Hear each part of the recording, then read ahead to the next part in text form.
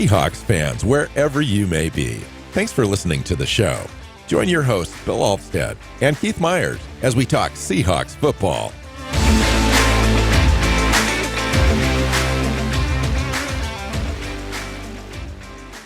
Hey, Seahawks fans. Welcome back to another episode of the Seahawks Playbook podcast. I'm your host, Bill Alvstad, sitting down with co-host Keith Myers. We are here to talk about the defensive line position group, both the defensive tackles, defensive ends, big guys across the front on a 3-4, and it should be an interesting show. We finished talking about the interior offensive line on the last show. These guys are on the opposite side of the ball, and I think for me, I feel kind of almost the same about this group. This is supposed to be a great group. Now, I don't want to take anything away, right? And this is kind of a top 5 defense, and part of that is because some of these guys. But I'm a little concerned still, even when I go through this group before this show, just kind of getting ready, just from a depth standpoint. And I don't know how you feel about this group, but I'm just a little like, I wish they had one more player. I agree. The depth is a little thin. Defensive tackle, like a big guy, like a 340-pound defensive tackle. I would feel a lot better about a premier prospect like that in this defense that would allow everyone to kind of play ideally where they're well suited. But we're kind of running back the same group this year, and really interested to find out how you feel about it. Welcome in. Yeah, I would agree. I think I would love to see them have one more guy, especially since a couple of the guys that they are going to be counting on are, getting on the older side. And so having them, add some depth would be nice. I don't know if they have the ability to do that at this point because there's no guy out there. They may be waiting for someone else's camp/salary cap casualty in order to sign someone, but we'll see. So I thought what we do is just start on the inside and work our way out. And I want to start with Byron Murphy because he was our number 1 draft pick last year, kind of fell in our laps, quote unquote, with the 16th pick. He was the second defensive player taken in that draft at 16. It was crazy the way that the offensive side came off the board, how it did. Byron Murphy ends up here. It was great. So everything you heard pre-draft was this guy's amazing, one of the best defensive tackles to emerge, in the last 5 years, yada, yada, yada. What we ended up with, though, was a guy that played less than half the snaps, or about half the snaps on the defensive side, and a solid rotation piece, but we didn't really see completely spectacular. We didn't see like a dominating game where he just took over. I still have high hopes. There's still room for growth. He's a solid player, but did we expect too much from this player coming out of the gate? Well, I think given the draft position and just the fact that he was universally seen as the best defensive player in the draft. Yes, he was the second player who came off the board, but only because pass rushers tend to have extra value. But he was viewed as being the best defensive player in the draft, and we expected that to translate. And it did somewhat, but he didn't come out and wow. And I think that was a little disappointing, but that doesn't mean he was bad. Playing about 50% of the snaps. Okay. That's a little light, from where we want him, but he plays in a position where there's a heavy rotation. Guys don't get more than like 68%. And you don't want guys taking more than that because it's just too many snaps, and guys get hurt and all of that. So, and he was hurt also for 2 or 3 games, and that contributed to that snap count. He probably would have been up close to 600, I would imagine. Yeah, And so, you look at some of the other guys from last year. I mean, Leonard Williams, when people were healthy, was running about, 68, 65, 66. And then when guys got hurt, okay, they ran them, those numbers went up. He had 91% in week 6. And then, the rest of them were in the low 70s. So I look at that and I go, okay, that's overworking, a guy like in week 6. But the rest of the time, especially when he was most effective, was when he was playing about 70% of the snaps. Well, I go look at Byron Murphy, and yeah, he missed 3 games because of injury and part of another one. But when he was healthy, he played, 51, 53, 54, 64. So less than Leonard Williams did. Okay, like that's not an indictment on him. No, necessarily. It's not. Because it's fairly close. It's not like Jonathan Hankins or Miles Adams or any of those other guys were playing more than him. Jerron Reed played a little bit more, but that's about it. Yeah, but when they were both healthy, like you go from week 11 to the end of the year, right? Week 11, Reed played 4 more snaps. He played 6 more in week 12. He played 1 less in week 13. So their rotation. That's when the defense was really coming into its own. Yeah, and those two guys had essentially equal playing time because some weeks Murphy had more, some weeks Reed had more, and so it's very equivalent across the board there. And so I think they're happy with guys like having a guy like Murphy play about 60% of the snaps. I'd like to see it up this year, 66, 68. But to do that, you have to have someone else, come off the field. And if they're, trying to feature Leonard Williams like they did last year,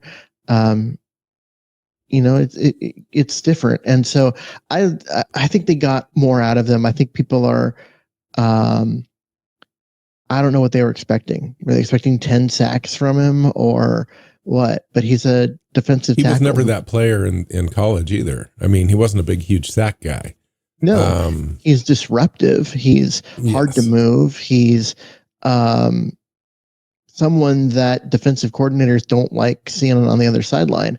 But he's not going to rack up a ton of stats. I mean, that position doesn't do that. They do want him to take a few more pass rushing snaps this year. I've heard that from the coaches. And that'll be interesting. He had 21 pressures and a half a sack, a quarterback hit, a couple of tackles for losses. I would imagine all those type of stats go up this year. He had 36 tackles. I would imagine it's going to be, 40, 45 tackles, 5 tackles for loss, hopefully some more pressures and so on and so forth. I still don't imagine the sacks get much over 4 or 5 for this particular player. But that's a big impact on a defense if you're putting those sorts of stats together. And it's not all about the stats. He does a lot more than just that from that spot. And that's, kind of when you talk about these interior defensive guys, you're not going to notice them popping off the page all the time. But you heard so much about him. You watched the film in college, and it just, for me, I think it just didn't quite translate as much as I thought it would on the field. I'd like to see him put together a few more dominant performances this year. I think that's reasonable. Second year in the system, second year with the coaching staff and the same defense with the same players basically running it back. I think the expectation does need to come up a little bit for him. And I think, we'll see what happens there, but he's got all the talent in the world and everyone loves him and his work ethic and all that stuff. So I'm not worried about him at all. With a lot of defensive linemen, guys like, that play his position, you see the big jump in year 2. Because year 1, they're just trying to learn the scheme, figure out what to do, all the different parts of just being a pro and that, and then they usually they take a step where they start to develop pass rush moves and get creative and trust that their run versus pass reads are correct and that kind of stuff. That they start making that jump in year 2. So I'm expecting Murphy to have a significantly more impactful year. Now, let me ask you this. I kind of forgot I kind of wanted to get into this a little bit, but talking about just the player and the fit and where he plays and his size and so forth. So he's not a huge player. This guy's 6 foot, 300 pounds. He's basically he's a shorter version of Leonard Williams. Leonard Williams, like 6'5", 300 pounds. He's a little bit more stout. And if you've ever seen his legs are like tree trunks, so he's hard to move. So he can play that interior spot. But where is he best suited, Keith?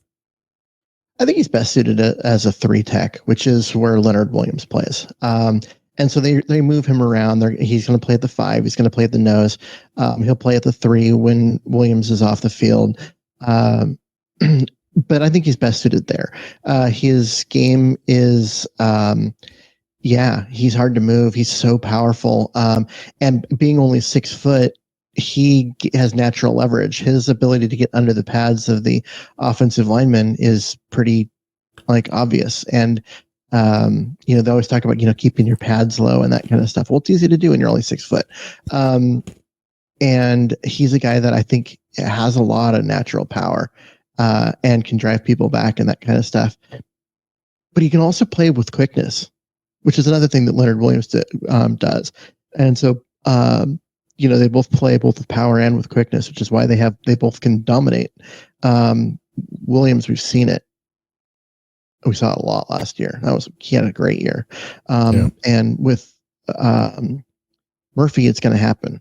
I believe you're going to start seeing him, flash and dominate, and they'll figure out ways to get him and Leonard Williams on the field at the same time, just because it'll scare the crap out of opposing teams.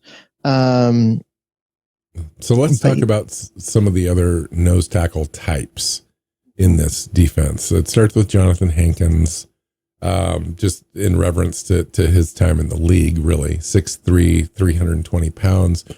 He just didn't play well last year. Let's just be honest. He ranked 205th out of 219 defensive tackles. You had him at 220. The Seahawks.com has him at 335.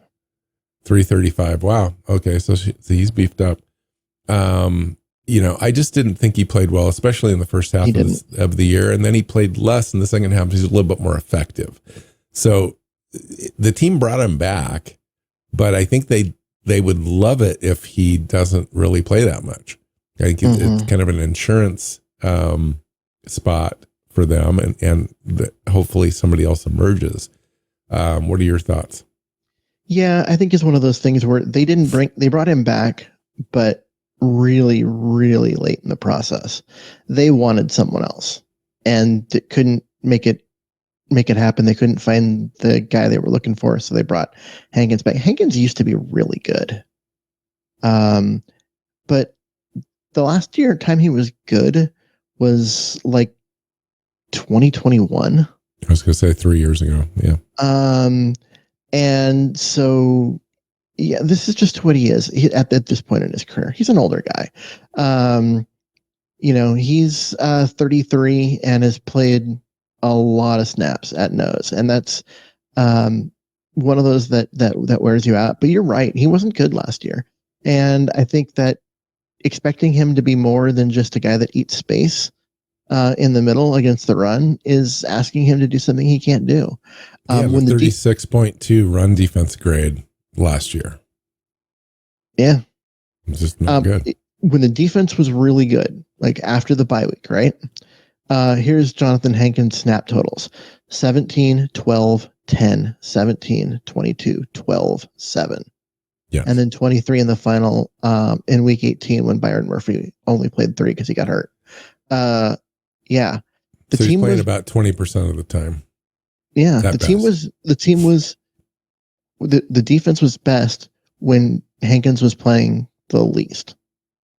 And then, you kind of look at the numbers and you're like, wow, he was playing at about the same rate as Roy Robertson Harris. Like their snap totals were very similar. In the second half of the year. So again, that tells you that he didn't play well and the coaches noticed and he didn't get on the field much. Early in the season when they had a lot of guys, with injuries and all of that, Hankins played a lot and it wasn't pretty. Yeah. Okay. So Quentin Bohanna is another guy, 6'4", 360 pounds, played 6 snaps in 2024 with a 65.9 Pro Football Focus grade. It doesn't mean anything. That's not enough of a sample size, but another big body. Week 4. Another big body. Brandon Peely is the guy that's been hanging around more. 6'3", 316, 69 snaps in 2024. Didn't play all that well when he was in, but also he was kind of an undrafted guy coming out. And Anthony Campbell is another guy there, 6'6", 307, age 24, undrafted rookie free agent. Didn't play much in Miami, but the limited tape I did see looked athletic and nimble with a good dose of power. Like he kind of is a well-rounded guy, and we'll see how that works. The J.R. Singleton's another guy from Iowa State. They list him as 6'2", but he looks more like 6 foot on tape. Bowling ball type physique, defending the run, kind of a guy. Bubba Thomas is another guy as well, 6'2", 301. These are all kind of interchangeable as well with the defensive ends, but we're going to get to the main guys on the defensive end side here in just a sec. But that's, there's some competition guys in there, and we'll see how that goes. Usually, these guys will be cut and replaced a few different times before training camp or during training camp. So we'll see how that all works out. Yeah, I mean, you look at that group of guys and you kind of look at who are you asking them to replace as far as snaps and stuff? And you're looking at, Miles Adams, who only played 36 snaps last year, Roy Robertson Harris, who played 188 with the Seahawks from week 7 on. And then you'd like to keep Jonathan Hankins' numbers down. So you're hoping that these guys one of these guys can emerge as a rotational guy that can play, 25% of the snaps, and that kind of thing. And if you've got that, you've got some depth on the practice squad, then you're in good shape. But there's not a lot there. There's a reason why they've been playing. Last year they played Byron Murphy and Jerron Reed out of position at nose, because that's just not a group that's gonna cause anyone to be excited about. It's not a good. The nose tackle group it's a weakness. It's a spot. It's only one spot on the field though. It's like happens to be the center of the defensive line, but it is a weakness. In the past, when we used to have like Woods and then Puna Ford, and if you go way back to 2012, 2013, there was a couple of different guys that Brandon Mebane, and that you could sign late and that were really solid.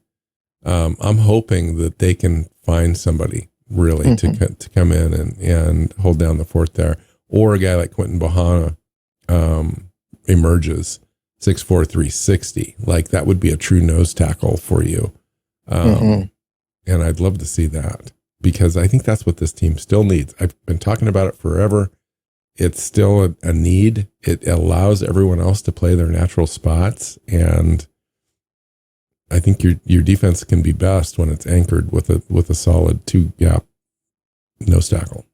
Yeah. You need someone in there that's going to just eat space, eat blocks, 2-gap, not be moved, just make running up the middle really, really hard. And they don't have that guy. They've been, like I said, they've been playing a lot of Jerron Reed and Byron Murphy out of position in order to get them on the field simultaneously. But they need someone who can come in and do that. and they don't have that player. They really, I think, the front office thought they drafted that player a couple of years ago with Cameron Young. Yeah. And the kid just has never been healthy. He played 2 snaps last year. Right. And then finally was cut this offseason. Yeah. They thought they had their guy, and he just never was healthy enough to get on the field with regularity. And that's unfortunate, but so the other guy you can mention, the other guy you can kind of mention in this group, and also just, diversity, is Jerron Reed. Now he's going to be, another guy that's going to play nose for you, 3 tech, 5 tech. Most of these guys are interchangeable, up and down the line. That's the way Mike McDonald likes to play that defense, and very successful at it, especially if you've got athleticism. Jerron Reed has. He's getting a little older, so it's not so pronounced, but he's got a lot of other attributes that I think that the team really likes.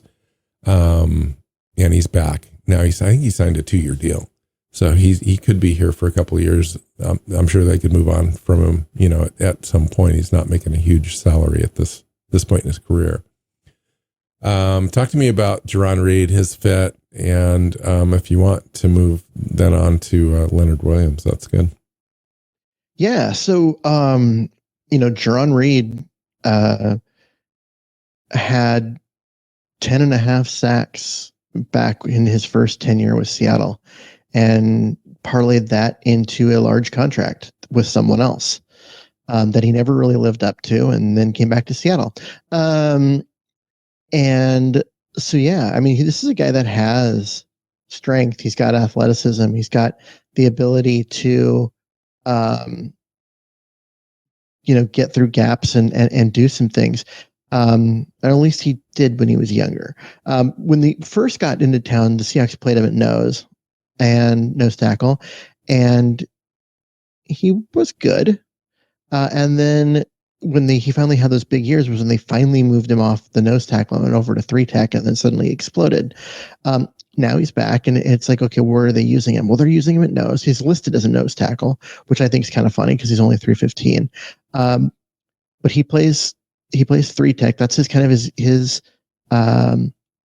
his native position. Well, that's also Leonard Williams' native position, and it's Byron Murphy's native position. Right. So one of them has to play nose, and the other one has to play 5 tech.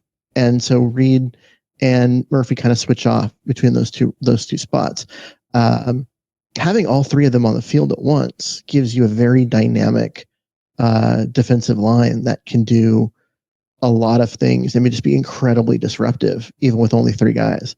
And I think that's kind of the idea, and the reason why they re-signed him was because you want to be able to run, when it on the drives when it matters, right at the end of the half, into the game, you want those 3 guys on the field all together, because they're going to be able to go and really get after quarterbacks and make life hard. But you can't play them like that the whole time, right? We were just saying 70%. That's kind of where you want the max of your thing. So you need rotational pieces. Right. And you also don't want to take all 3 of them off the field at the same time and have just a backup off our defensive line in there, because then you lose all your quality. And so there's, some, this is why I think they need another guy. They need a 4th player in this 3-man rotation, and they just don't have it on this roster. But Reed can do anything you want him to do. He's, like I said, he's a little older, but we just still saw him play at a really high level last year. So I'm not expecting, a huge drop off in his play. I don't know if the team is either. The crazy thing is, with Jerron Reed, Leonard Williams, and Byron Murphy there as our starters, they did very well. I mean, the end of the year, they were top 5 defense. Mike McDonald loves to interchange those guys, stunt those guys, run them around. Leonard Williams had a career year. I mean, we're bitching about the minutia of of the rotation and all that kind of stuff, but it's very effective what they do. Now, we may want them to have a true stud nose tackle to take up double teams so these guys can be even more effective. That's not a bad ask to have, and I'm sure Mike McDonald's probably asking for that too.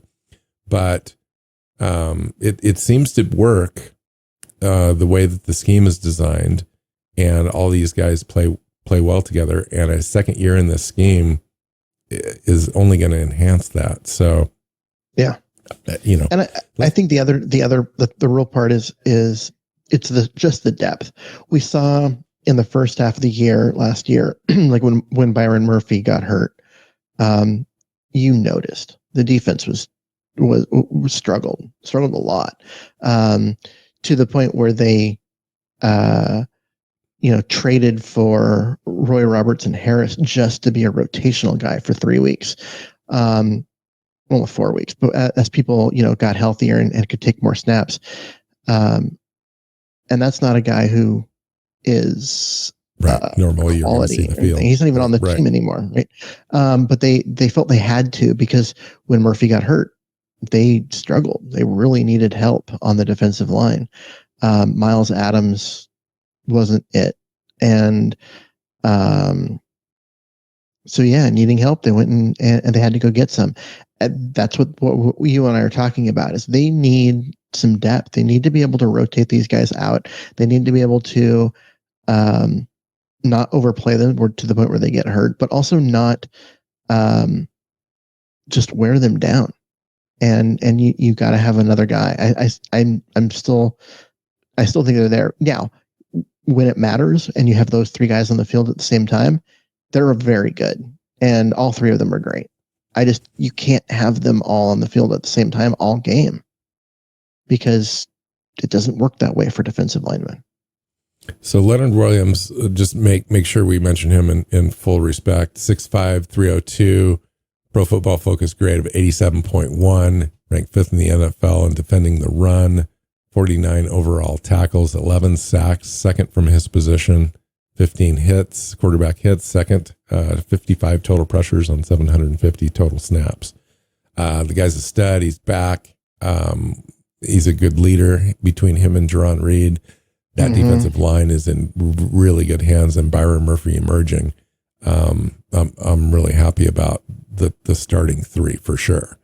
You mentioned after it gets sketchy, Mike Morris is still there, but hasn't done anything yet.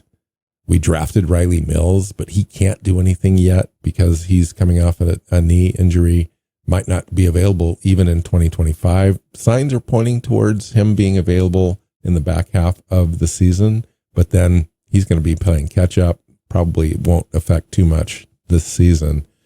And then a couple other guys after that competing on the back end. One of them is an undrafted guy that I'm really interested in Jared Ivey. When we did, I think a mock draft was when we really talked about him.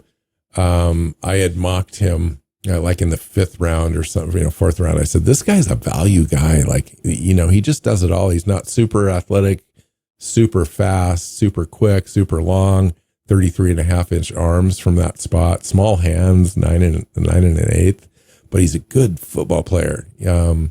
And I'm interested to see if he could be that other guy. He's only 275. He's kind of a tweener for this defense. And Riley Mills is, you talk about Riley Mills, I think he's like 290, 297 or something, but I think they want him to beef up a little bit. But he's going to be that kind of base defensive end guy too, or 3-tech, not a nose tackle like we've been talking about needing. Both these guys kind of fall into that. But how do you see Riley Mills and Jared Ivey coming along and fitting into this scheme? Well, if Riley Mills was healthy, he would have been drafted much higher. This is a very good player, but he's not. Hurt his knee in the college football playoff at the end of the year, and so he's going to be out. He's probably not going to do anything in training camp, and then it becomes more of a lost year because he doesn't know the scheme and all of that because he didn't get any of the training camp. So I think he's going to be. He might come on at the end of the year as a guy, just get him some snaps and help the rotation a little bit here and there. But he's not a guy that we can expect much from until next year when he's had a chance to actually go through an NFL training camp. But Jared Ivey, I was shocked he didn't make it he didn't get drafted. Not quite as shocked as I was the year Poona Ford didn't get drafted, because that to me was just insane. But Ivy was a draftable player, like fourth round, fifth round, as far as his talent and production, but just kept falling and ended up not getting, not getting a spot. And I mean, he's listed at 274. I think they add get some weight and have him, play the 5 tech, or they might just have him play the 5 tech and then also outside linebacker in designated pass only situations where he's just rushing the passer, and not being asked to cover, and basically being the fourth pass rusher on those snaps. But I do see him more as a base defensive end that plays on rundowns to begin his career. I mean, he's got a 5.09 40. I mean, he's not like a speed guy coming off the edge. He's a power guy. Yeah. And so if you're gonna let him bull rush from that spot, that's great. I think, this year, if he makes the roster, I mean, he's an undrafted guy. You could probably slide him over to the practice squad. He went undrafted for a reason. There's other clubs that passed on him many times. So we'll have to see, but I have a feeling it's probably because he's a tweener. I mean, he's a 4-3 defensive end, and we're going to play him in a scheme diverse situation where we do some 4-3 looks with 3-4 personnel. But I don't know where he fits. And that's my only concern with him, is like, if he's really good at what he does, they'll figure it out, but he could also be a camp casualty. It's just one of those things where I don't know. I like the player. I like his grit and determination and his playing strength. But where does he fit in Mike Macdonald's scheme? I'm not sure. Well, he is 6'6", and if you look at him, he's got room in his frame to put on some weight. I could see them getting him up to like 285 this year and then 295 the following year, and having him just be a defensive end, be a 5 tech, be a 3 tech, deep in the rotation, but a 5 tech, higher up in the rotation, and getting, his reps there. I see him as a guy that has significantly more talent than the fact that he was an undrafted free agent says. Like, he's a draftable player. And so we'll just see. We'll see. I mean, you're right. He doesn't necessarily fit a 3-4 scheme, ideally, but he would fit a 4-3, especially as a guy who could set an edge for them and, do those kind of things. So him going undrafted just feels so weird. And like I said, it's very similar to me to how I felt about Poona Ford. And we saw Poona Ford have a great career. So I guess I have higher expectations than Ivy than most people do. Yeah. No, I do too. And especially if he can play some special teams and be effective. I think he'll make the roster over potentially a guy like Mike Morris. I mean, you're looking at Riley Mills starting on IR. Mike Morris could be a guy that his job could be on the line here with Jared Ivey. And he hasn't done anything yet. I mean, we can talk about Mike Morris if you want. I just don't know what to talk about. He's got the attributes you're looking for. 6'6", 295, played 70 snaps in 2024, had 2 pressures and 3 tackles. Just not a lot. You're not seeing a lot from a guy that was expected to really kind of take a jump, especially in Mike Macdonald's defense in year 2, and didn't. Yeah, once he played a reasonable amount early in the year, when the defense was bad, but once the defense got good, he literally had 0 snaps and was active on some of those game days. Like, he was there available and never played, like just on special teams. And so, I mean, yeah, he's a guy that last year was his opportunity to come in and really earn his spot in here, and he didn't take it. And so at this point, you kind of have to wonder if he's going to. Right. And he kind of dropped in the draft for a reason, and maybe that's what we're seeing. Overall, so we've kind of wrapped it up for the defensive line group.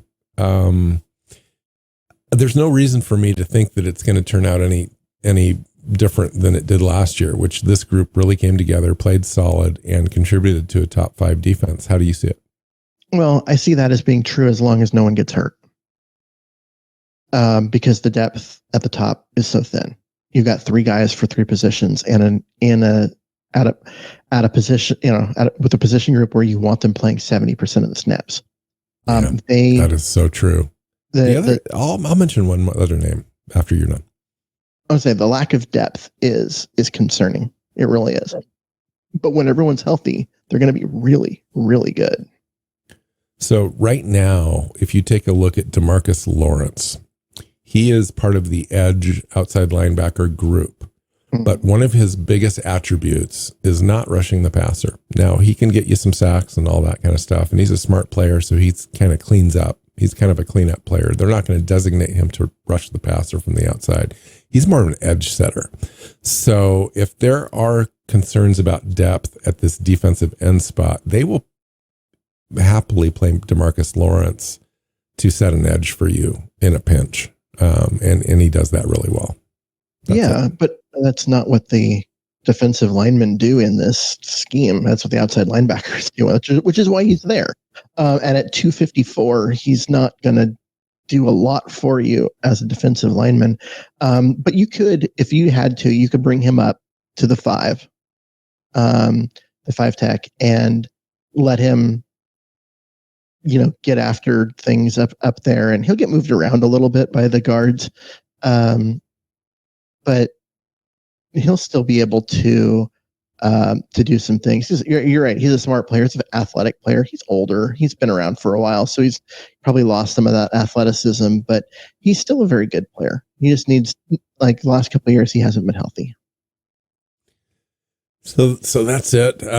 Next time we get together is going to be after you get back from a little time off, and we will jump back into the edge outside linebackers, which we just kind of touched upon just briefly. And that's a fun group at the top. But again, it's one of those deals where after 4 players, it really drops off. You'd like to have another one, but also that's a little greedy too, considering the roster restrictions that you do have. I think it looks pretty good and pretty solid as it is, but we can get into that next time. So enjoy your time off, Keith. You've earned it. I don't know that you've actually taken a day off from this show in 668 episodes. So I haven't taken a week off. This will be the first couple shows without me. So, which is when you're going to learn that I'm easily replaceable. And yeah. This is an audition for those of you coming into to help out this week. It's actually an audition, and by the time you get back, Keith, you just won't have a job. Yep, I'll be Wally pipped. That would be awful. But also, it would be hilarious. All right. You can find Keith, just not this week, but you can find him on Blue Sky at Myers NFL. You can find me at NW Seahawk. The show is Seahawks Playbook Podcast. Follow us. You guys know all the rest, and leave comments. We love those. And we'll chat soon, and take care. Have a great vacation, and we'll see you when you get back. Go Hawks. Go Hawks. Seahawks Playbook Podcast listeners, thanks for joining us for another edition of the show. You can find us on Twitter. Bill is at NW Seahawk, Keith is at Myers NFL, and the show is at Hawks Playbook. You can listen and subscribe to the show at SeahawksPlaybook.com.